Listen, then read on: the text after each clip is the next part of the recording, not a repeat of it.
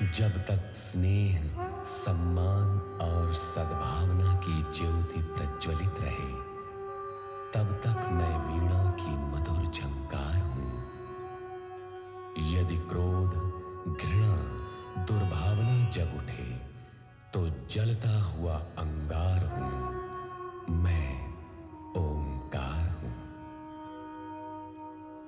कैलाश की एकांत पहाड़ियों में पति शिव के अपमान से पीड़ित सती स्थिति के स्पष्टीकरण के लिए पितृगृह जाने के लिए विकल हो उठी। शिव जी आज्ञा न देना चाहते हुए भी सती के निश्चय को देख नंदी, भृंगी एवं शिवगण को उनके साथ पितृगृह भेज देते हैं। वहां उन्हें देख पिता दक्ष की क्रोधाग्नि भड़क उठती है। सती, तुम यज्ञ का अमूल्य समय व्यर्थ ही नष्ट कर रही हो। हम तुमसे कितनी बार कह चुके हैं कि तुम्हारे पति वेद विरोधी, अमंगलकारी और अपावन है, इसलिए हमने उसे इस यज्ञ से बहिष्कृत कर दिया है। एक ही बात को बार बार दोहराकर हमारे क्रोध की अग्नि को प्रज्वलित न करो। या तो चुपचाप यज्ञ में भाग लो, अन्यथा चले जाओ यहां से, चले जाओ। दक्ष प्रजापति, आप मेरे पिता हैं। तनिक इतना तो सोचिए कि अपने पति के अपमान का परिमार्जन न कर पाने पर आपकी ये पुत्री शिव को क्या मुंह दिखाएगी?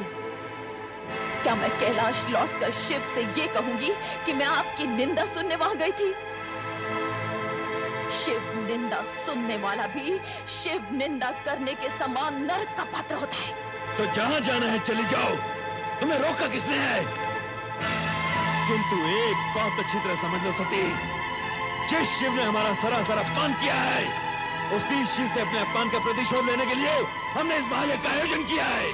और सुनना है तो सुनो, अब शिव मेरे लिए सदा सदा के लिए बहिष्कृत है।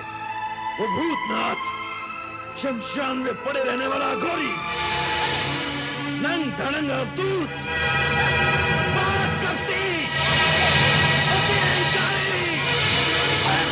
दक्ष प्रजापति, बस कीजिए। मैं पति निंदा नहीं सुन सकती, नहीं सुन सकती। मैं पति निंदा नहीं सुन सकती, मैं पति निंदा नहीं सुन सकती, नहीं सुन सकती, नहीं सुन सकती।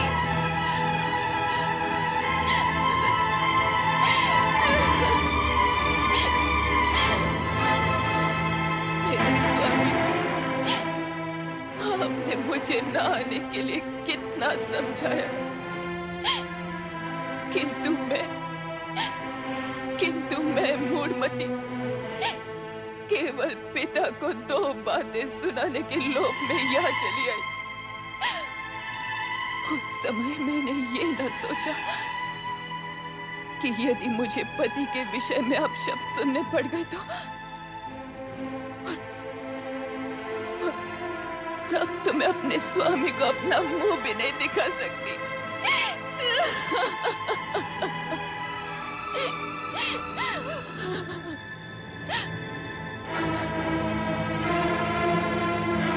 जिस स्थान पर मुझे अपने पति की इतनी निंदा सुननी पड़ी, वहीं के वहीं मैं अपने इस देह का त्याग कर दूंगी।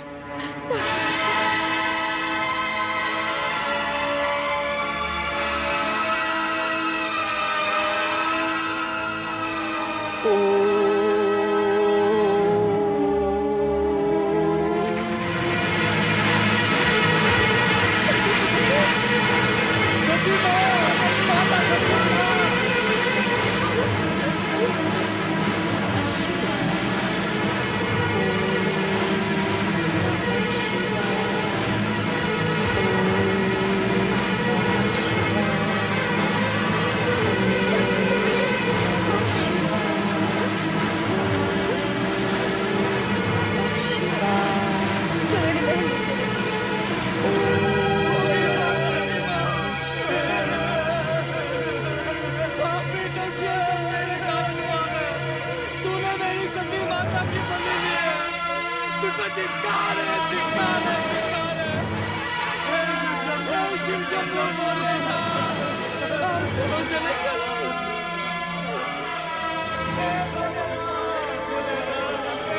तुम्हारी ये दुर्दशा तुम अकेले लौट आए।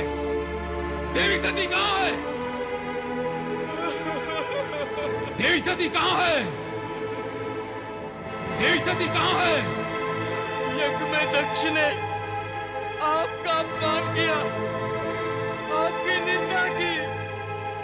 ये सुनकर माता सती ने ये कहा कि उनको जीवित रहने का कोई अधिकार नहीं, और ये कहा कि आपको अपना मुख दिखलाने का भी कोई अधिकार नहीं।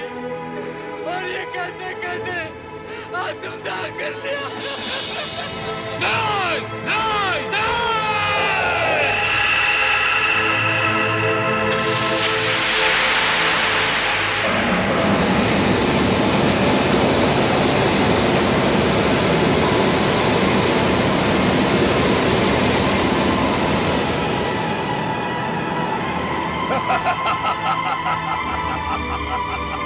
जय महारुद्र, मेरे लिए क्या आज्ञा है प्रभु?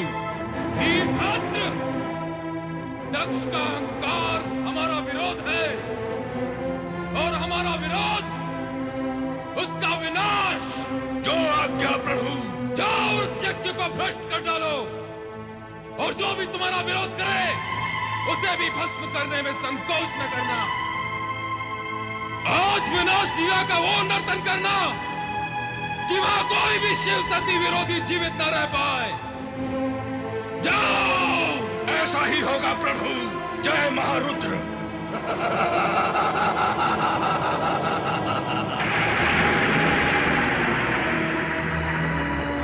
हे दुराचारी दक्ष, तेरे इस यज्ञ का विनाश हो जाएगा।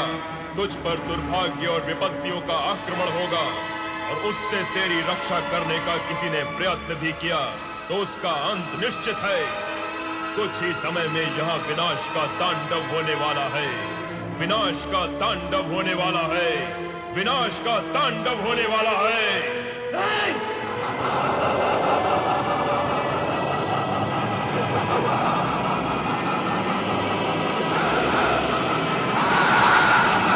प्रभु, मेरी रक्षा कीजिए, मेरी रक्षा कीजिए प्रभु। दक्ष, शिव की निंदा और उपेक्षा करके तुमने वो दंडनीय अपराध किया है जिससे तुम्हें कोई नहीं बचा सकता, स्वयं मैं भी नहीं। तुम्हारा उद्धार हो सकता है तो चराचरपति शिव के हाथ हो। प्रभु, प्रभु,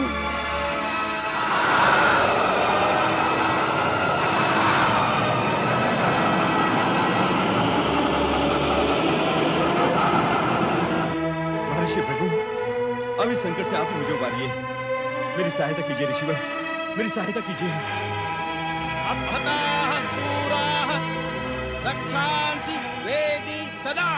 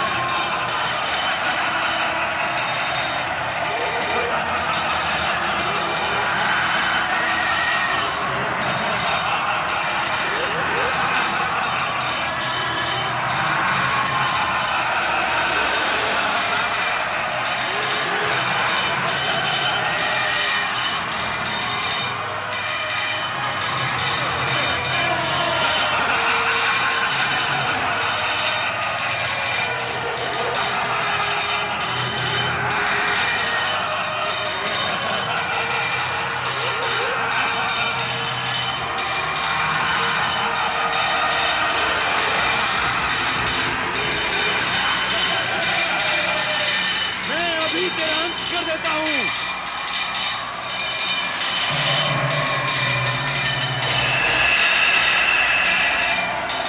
जय श्री शंकर।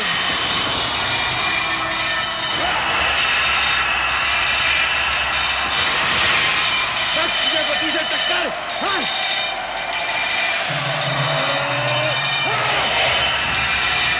जय गंगाधर।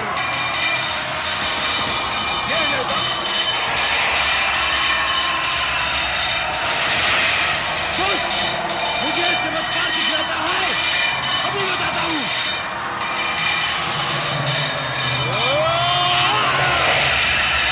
जय भूतनाथ। अब बच सकता है तो बच।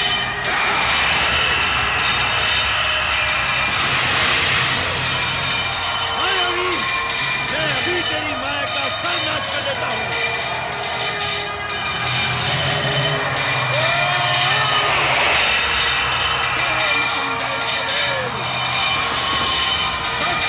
संभाल अपने आप को।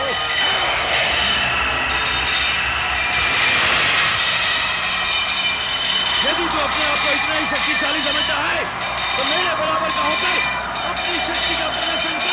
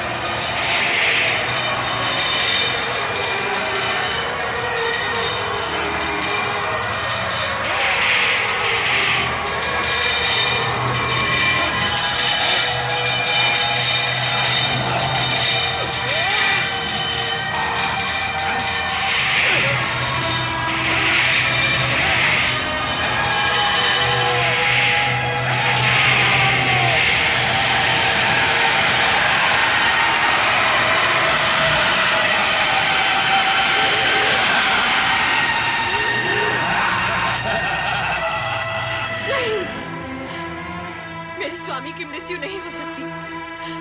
वे परमपिता ब्रह्मा के पुत्र हैं। उनकी मृत्यु नहीं हो सकती। उनकी मृत्यु असंभव है। तुम्हारा कथन मिथ्या है, मिथ्या। नहीं महारानी, ये सत्य है। प्रजापति महाराज दक्ष अब इस संसार में नहीं रहे। क्या मेरे स्वामी इस संसार में नहीं रहे?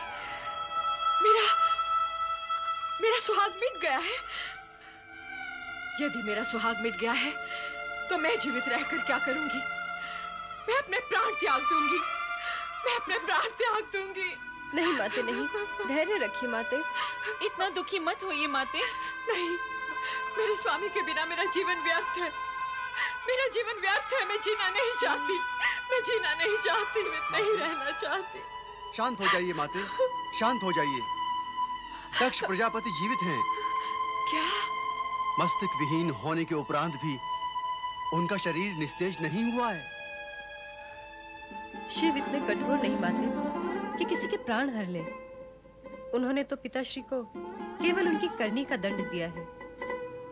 अब आप ये शोक त्याग दीजिए और शिव जी से प्रार्थना कीजिए कि वो शीघ्र से शीघ्र पिताश्री को पुनर्जीवित कर दें।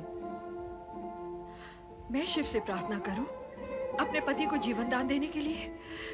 मैं तो, क्या वो मेरी प्रार्थना सुनेंगे? हाँ माते, शिव शंकर दयालु हैं। वे अपने भक्तों की प्रार्थना अवश्य सुनेंगे। शिव ने ही तो हमारे पति को मृत्यु के मुख से बचाया था। क्या आपको ज्ञात नहीं माते? हाँ, तुम्हारे पति चंद्रदेव तो शिव के भूषण हैं, शिव के परम प्रिय हैं। इसीलिए शिव ने उन्हें जीवन दान दिया। परंतु मेरे पति तो शिव के द्रोही थे। मेरे पति के समान शत्रुता तो संसार के किसी प्राणी ने शिव के साथ न की होगी। जैसे शिवद्रोही को भला शिव कैसे क्षमा कर सकते हैं? मैं किस मुंह से शिव से अपने पति के अपराधों की क्षमा मांग लूं रोहिणी?